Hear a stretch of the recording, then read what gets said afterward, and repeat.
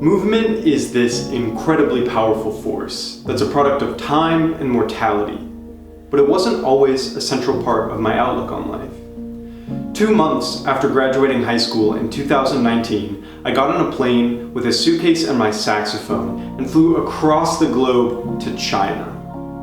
I didn't know anyone over there, nor did I go with a group. I was completely alone, without a safety net for the first time in my life. And it was exhilarating. I found work by teaching English to Chinese students in various summer camps.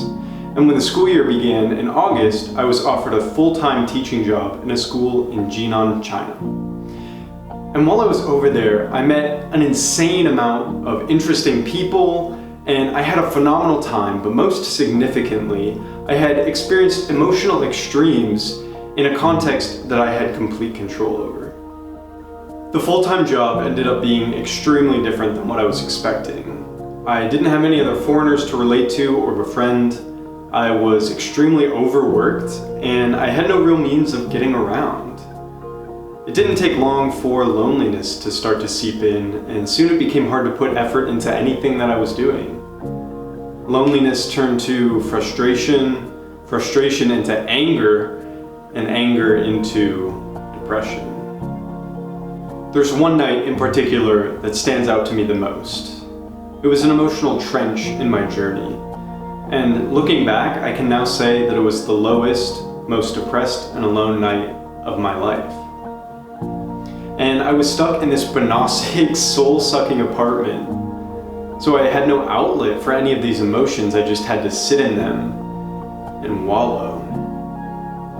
So I decided to leave the apartment, despite the fact that it was late October and pouring down rain. I grabbed my jacket and my keys and just started walking with really nowhere to go.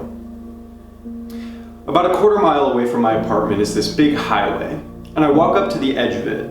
And along this highway there are these big street lights that are beaming down yellow cones of hazy light onto the road, which were even more defined in shape by the downpour of rain. And of course, I'm staring down an infinite line of headlights as cars would cut past me and whip a sideways stream of wind and water behind them. At this point, I hadn't even realized that I was crying. I was cold, soaked to my skin, and absolutely and utterly broken.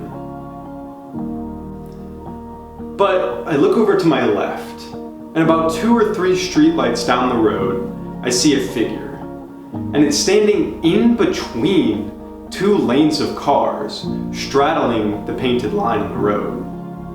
Immediately, I recognize the figure as the Grim Reaper. And this isn't a metaphor or a figure of speech. What I saw was actually physically the Grim Reaper, with long black tattered robes and a scythe over its shoulder. Now, I'm not a particularly spiritual person. I never really believed in ghosts as a kid, nor am I the type to necessarily fear death, but what I saw was profoundly shocking. To the point where my entire body was shivering, not from the cold or the wet, but from the presence of the Grim Reaper. And the Reaper started to walk towards me, and with its movement I could see its robes being whipped and blown by the cars on either side of him. Some of the cars would even honk as they drove by. And I was frozen, just watching this surrealist scene unfold in front of me as the Grim Reaper crept towards me. But as he got closer to the streetlight that was closest to me, the details of his figure became much more clear. This person was not the Grim Reaper, but a Chinese homeless man. He had a tattered sheet draped over him to shield from the rain, and a stick with a bag on it over his shoulder. And while this realization was somewhat of a relief, the homeless man locked eyes with me. And in those eyes, I saw more depth, more pain, more existence and suffering than I had ever seen in someone's face before.